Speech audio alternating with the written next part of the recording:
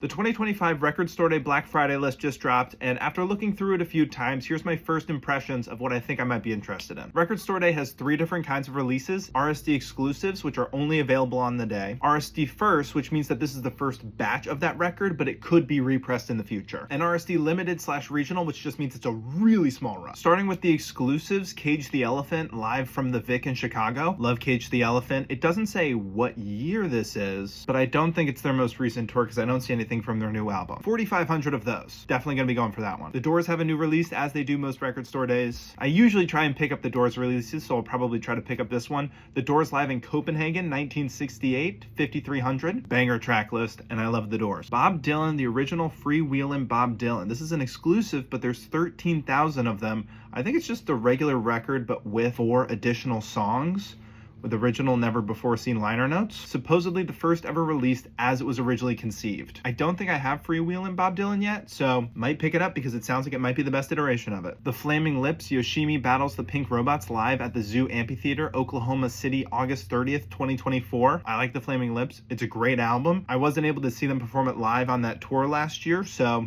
maybe I'll pick this up, and this will be not as good as seeing them live, but close. 4,000 copies, solid maybe. Fleetwood Mac live 1975, 5,000 copies. This was a live album recorded 15 years ago in New Jersey and in Connecticut. First time pressed on vinyl, a lot of hits. First tour with the legendary lineup of Stevie Nicks, Lindsey Buckingham joining Mick Fleetwood, John McVie, and Christine McVie. That's like as good as it gets Fleetwood Mac wise. So 5,000 copies might be a little tough to get with how trendy Fleetwood Mac is. Probably gonna go for that one. Grateful Dead on the Back Porch Volume 2, 4,300 copies. This is a collab between Grateful Dead and Dogfish Head Brewery. I picked up Volume 1. It's pretty chill. I've had the Dogfish Head beer. I dig it. Dogfish Head, reach out to me for a collab. Let's do it. I'll probably pick this one up and listen to it while I'm sipping on some Dogfish Head beer. Dogfish Head, reach out to me. Put me on your list of people to send beer to around Record Store Day. Billy Joel live from Long Island, 1,500 copies. I love Billy Joel, one of my all-time faves. This is a 3 LP from 1982.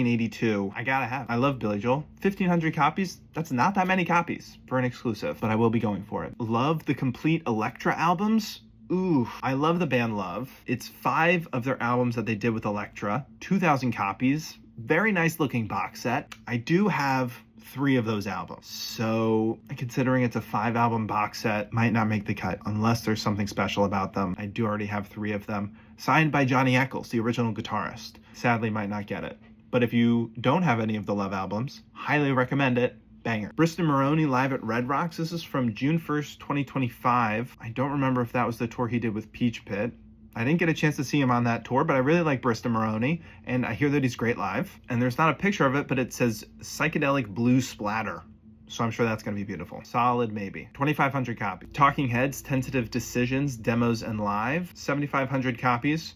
I like Talking Heads. A lot of demos from 1975 and 76. I'll have to read a little bit more into it, but solid maybe. That's cool. Talking Heads usually does a lot of Record Store Day releases, which I like. One release that looked very unique, right now especially, I'm really into like psychedelic rock, garage rock. So I see this Various Artists one, Flowers in the Afternoon, late 1960s Sunshine, 1,600 copies. Third released in a psychedelic garage rock Record Store Day trilogy, focusing on rare, unreleased, and hard to find sunshine pop from the late 60s. Might pick this one up if I find it. I have a few albums of like 60s, 70s stuff that's impossible to find anywhere else, and I think that that's a really cool way to get that music back out there that otherwise would be kind of lost to time. And it's on a very nice orange. The Wicked for Good soundtrack. I wanted to go for Wicked last year, didn't get it. There were 2 people in front of me online that grabbed the 2 copies at the store that I went to. This one's a picture disc though, and there's 15,000 copies. Not the biggest picture disc person, so I probably won't pick this up, but I'm sure it'll be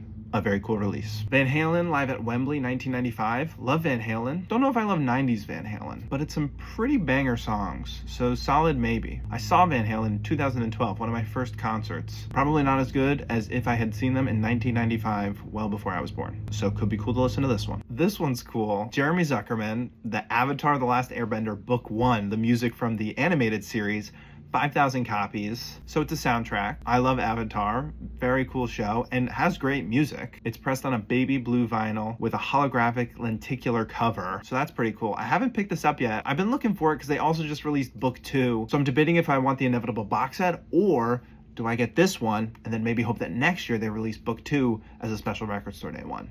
we will have to see. And then some Record Store Day firsts, which aren't as high of a priority. America Heart's 50th anniversary. I mean, it's so good. And it has 2 very rare tracks. I do have this album. I think I got it in like a $5 bin. And it's a Record Store Day first, so might not get this one. The band Jericho, this was their 1993 reunion album. I love the band. Don't know if I've listened to this one, but it's the first time it's pressed on vinyl. Maybe, but also it's a first, so it'll still be available. I'd have to listen to it to see how good the band is without their original lineup. King Gizzard and the Lizard Wizard, live in 24, 1500. It's a paper airplane shaped record. 4 songs from Flight B741, which I do really like that album. Trying to get into King Gizzard and the Lizard Wizard. Solid maybe if I see it. Witch Fool's Ride. I did just get a Witch album, and everybody's been saying that I should listen to them. It looks like it's maybe compiled of some hard to find singles, and it's on a deep purple colored vinyl. Solid maybe. If I see it, it's a solid maybe. I should probably try and see if I can listen to some of these songs.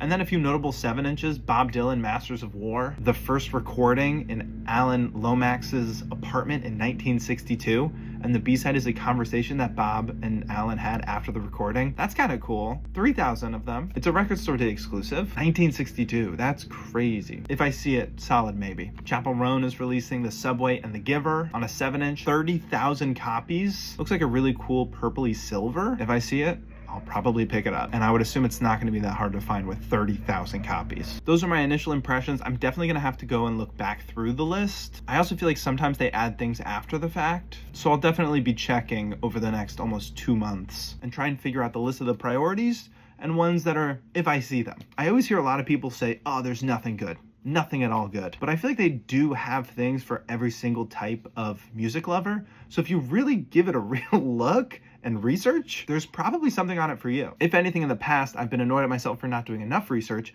because then I've gone and looked back at previous lists, and now there's bands that I'm currently into that were on those lists that I just never heard of them at the time. Like, I'm sad there's not a Frankie and the Witch Fingers release, because there has been for the past few, and now I'm finally really into them, and they've done a lot of Record Store Day releases, but nothing for them this year, maybe in April. Let me know what you think of the list, and if there's anything that you're looking at picking up, and I'll probably do another video closer when I really have the priorities down.